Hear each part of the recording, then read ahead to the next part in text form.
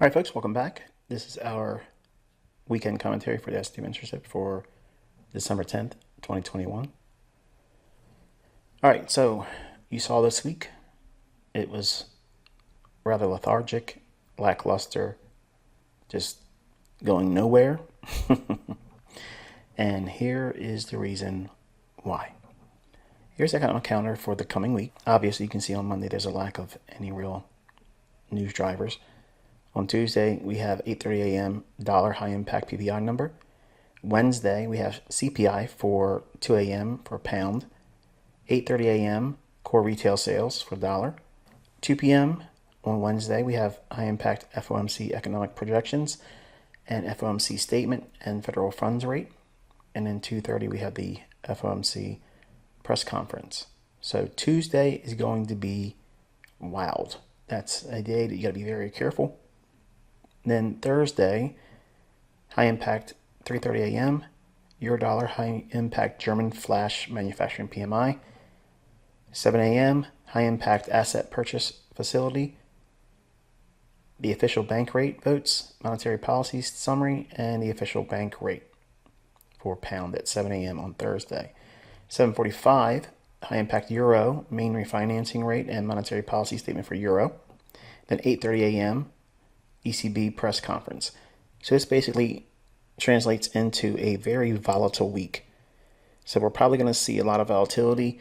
Hopefully the directional bias will be in the direction of that weekly imbalance on the dollar. But if we get something that would be used by these reports and statements by the central bank, they could reprice against what would be otherwise expected as a certain outcome. In other words, if the numbers suggest that it should be good for the currency and they send it the other way, you know that's manual intervention. Okay, basically, be very, very careful next week, but we're going to be getting, hopefully, the volatility we've been waiting for.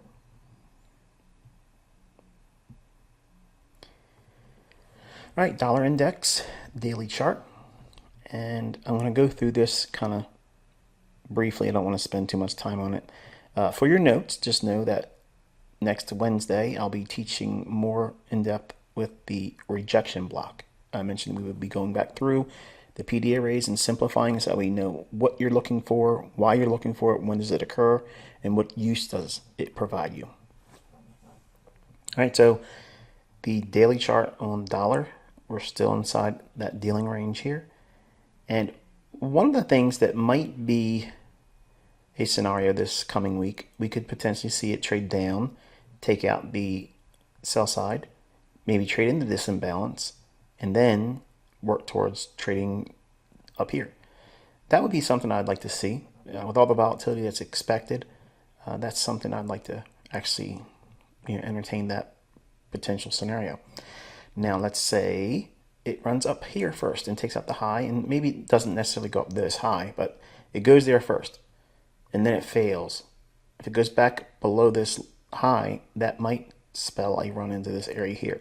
So it's either or, and for the folks in here that are very cynical, he just says both sides of the marketplace, and then whichever one works, he says, see, I told you so. I don't know how we're going to open on Sunday. Well, it's an unknown. No one's going to know that.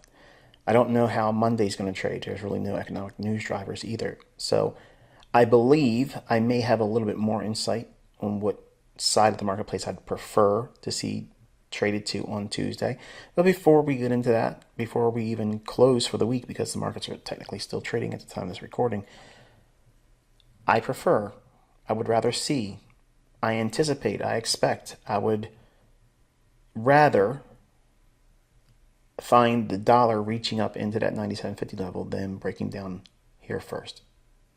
And that's what I'd like to see. I'd like to see it just start to go up higher. But if it needs to come outside of that range, collect some liquidity, pair up some sell side with their willingness to buy below that, that would be, in my mind, useful for that purpose, to accumulate longs here and then send it to the buy side liquidity here, and then maybe even pressing into that over the week, not one day.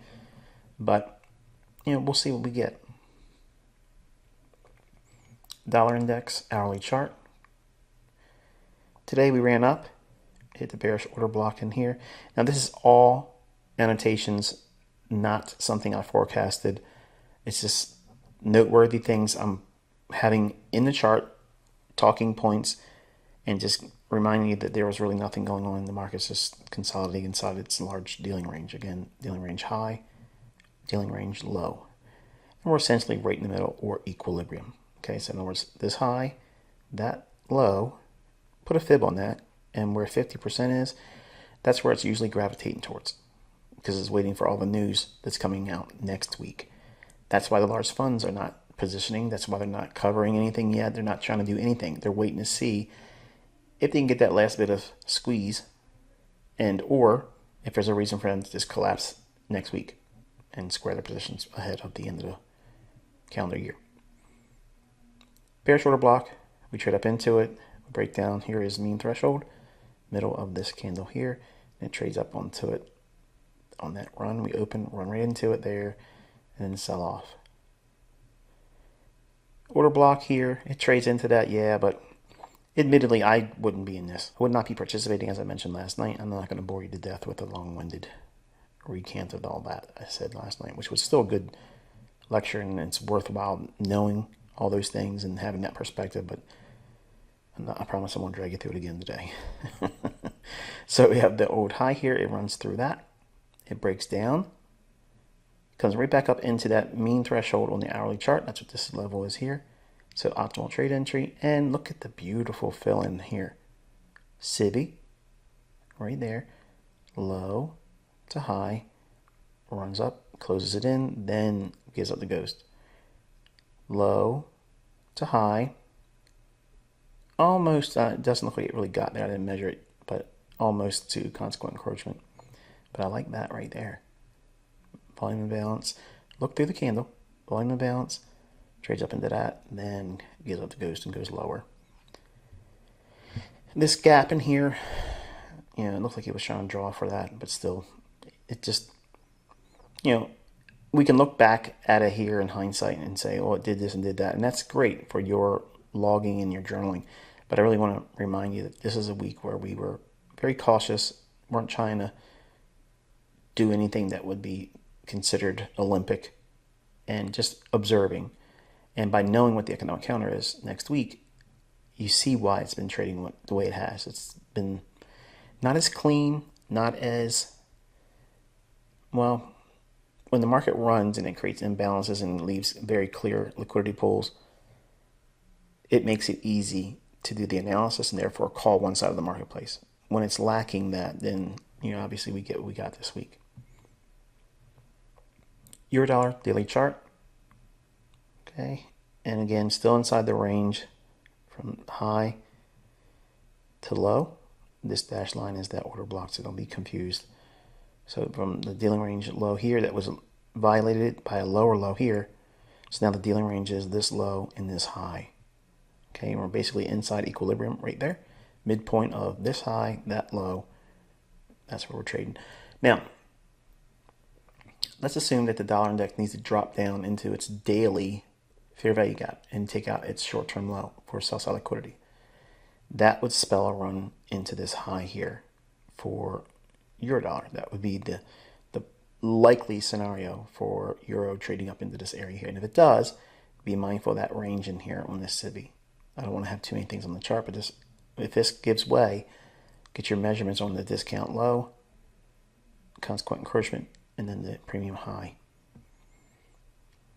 All right, Eurodollar hourly chart trades down into the tails in here. This drop here, and then rallies off of that. Doesn't really go into anything of importance there, but go through the candles, and we have an imbalance there. So it's remembering that there. And it's part of the New York session on the 8th. So that takes you right back into an area of order flow that's being remembered here on this day.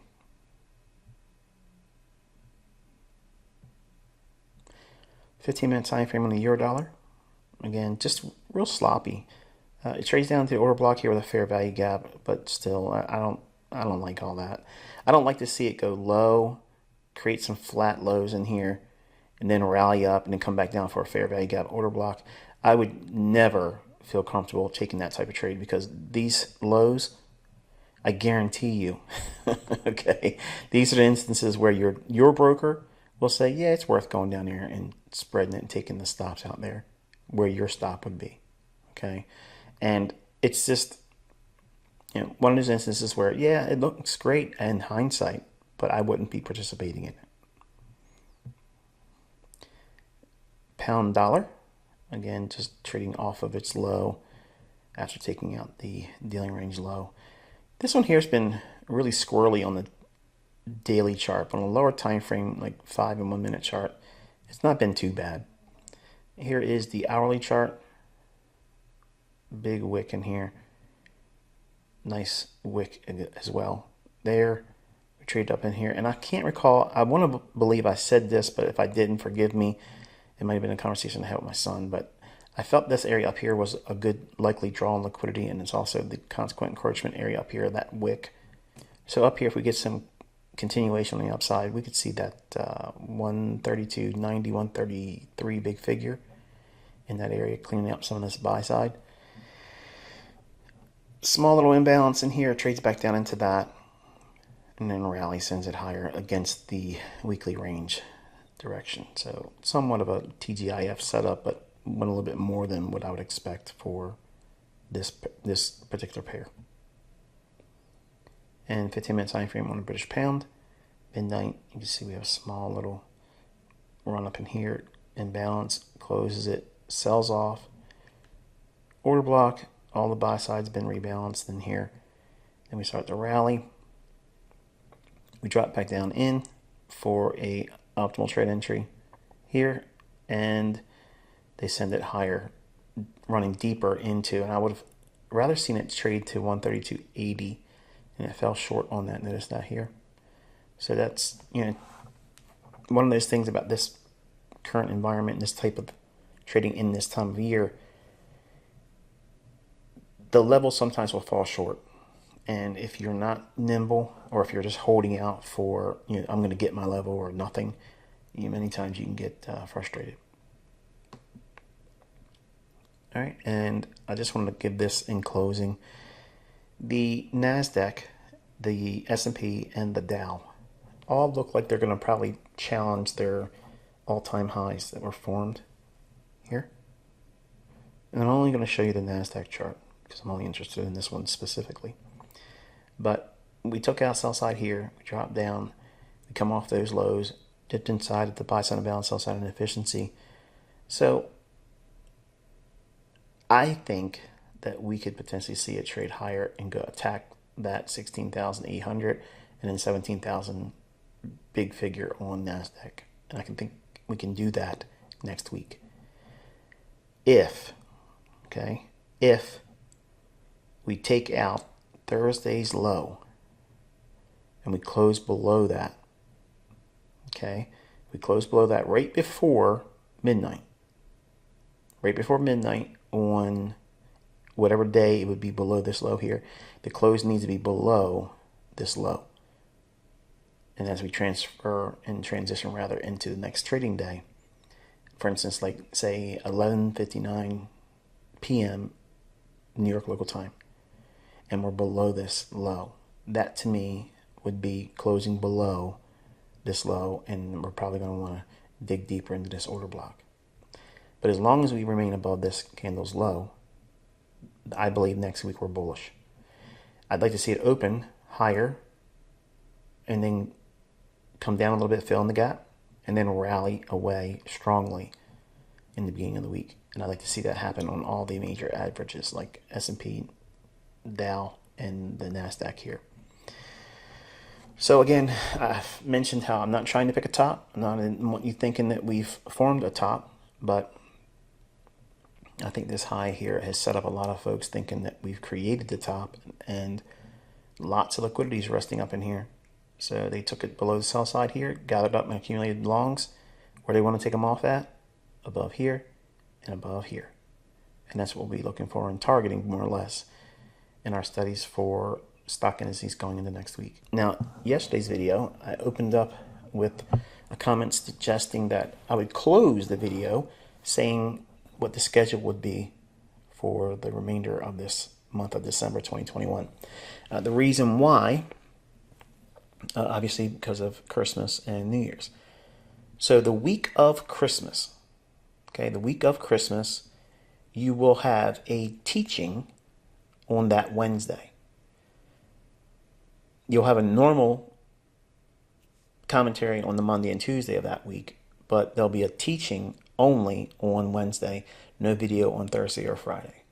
The following week, because of the New Year holiday, the markets are going to be extremely thin. You're only going to have a Wednesday teaching. There will not be a commentary for trading purposes, for reading the market, tape reading. None of that stuff is going to be on Monday and Tuesday of the week of the new year.